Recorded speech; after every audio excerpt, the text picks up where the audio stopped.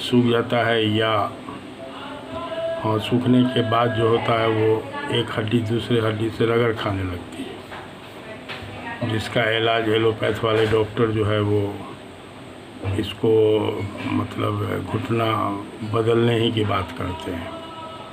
तो एक मरीज़ का वाक़या हमारे भांजा ने बताया, जिस भांजे का दम्मा का हमने इलाज किया था अगले साल 3 महीना यहाँ साथ अपने रख के।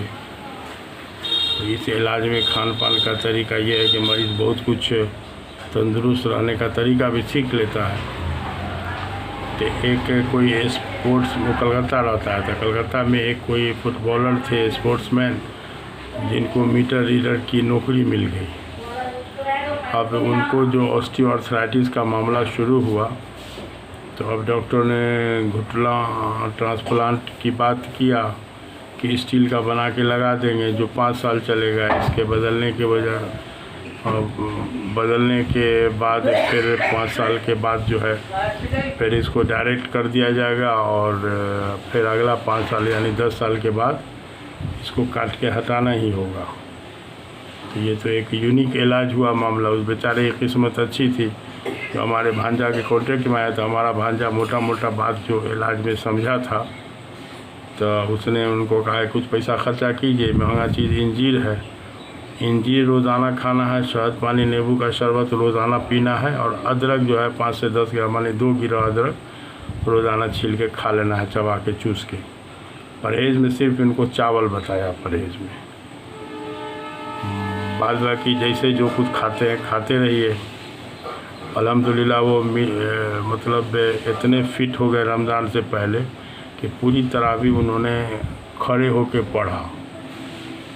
तरावी 20 रकात होती है मोटा मोटी ऐशा की नमाज रमज़ान में, समझिए कि 20-29 रकात मिनिमम होता है।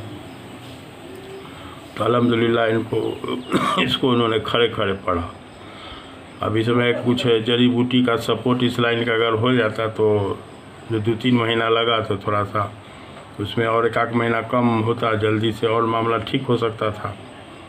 तो इसी तरह का जो है वो वाजपेयी जी को गालिबन 2000 या 2001 के लगभग में उनके भी जो घुटना ट्रांसप्लांट की बात हमने सुना था तो हमने उनको ईमेल से डायरेक्ट पेशकश किया था अपने इलाज का, मगर उसका कोई जवाब नहीं आया। तो बहरहाल ये हड्डी की कोई भी बीमारी का इलाज बहुत सही है, आसान है, लेकिन है कि थोड़ा सा उसमें खान पान को सही करना है। अब इसमें इंजीर बहुत फ़ायदा करता है क्योंकि इंजीर हदीस से सर्टिफाइड चीज़ है।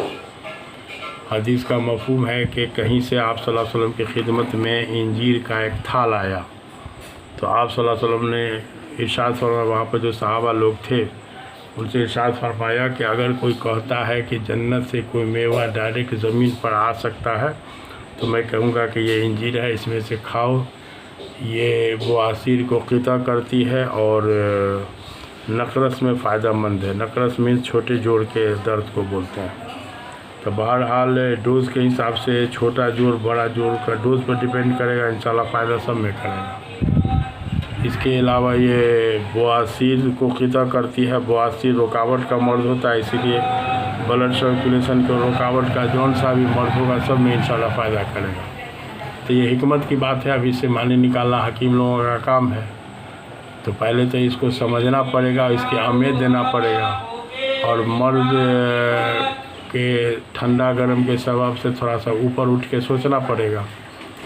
और एलोपैथ जो है वो हमारे अंदाज से दूसरे तरफ देखने को तैयार नहीं है, जबकि अगल बगल में बहुत सारी चीज़ें, अगल बगल की पैथी को भी देखना चाहिए। एक बार इंटरनेशनल सेमिनार में हमारी साबिक महामहिम श्रीमती प्रतिभा देवी सिंह पाटिल ने इस तरफ इशारा भी किया था कि एक मिली जुली पैथी होनी चाहिए। सब पैथी में कुछ न कुछ अच्छाई है। तो अब मामला ये है कि खान पान की क्या अहमियत है कि बगैर किसी दवा के इसी तरह के खान पान से 3 महीना में उसका मामला ठीक भी हो गया और अल्हम्दुलिल्लाह उसने तरावी की नमाज़ खड़े होकर पढ़ा और अभी फ़िल वक्त वो मीटर रीडर का काम ड्यूटी अपना अंजाम दे रहा है। तो अब समझ लीजिए कि उस बेचारे गरीब का जो एलोपैथ का इलाज था उस हिसाब से धीरे धीरे ग्रेजुअली उनका पाँव काटने की नौबत आती।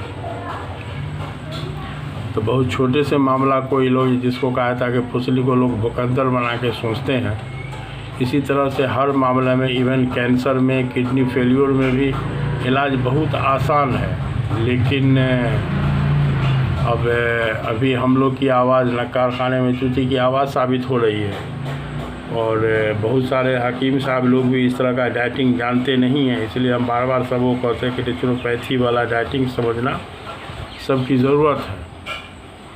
अब बवासीर वाले मरीज़ को तो अदरक से इतना डरा दिया जाता है कि कुछ लोग अदरक के खेत से गुजरते हैं तो उनका बवासीर तेज़ हो जाता है।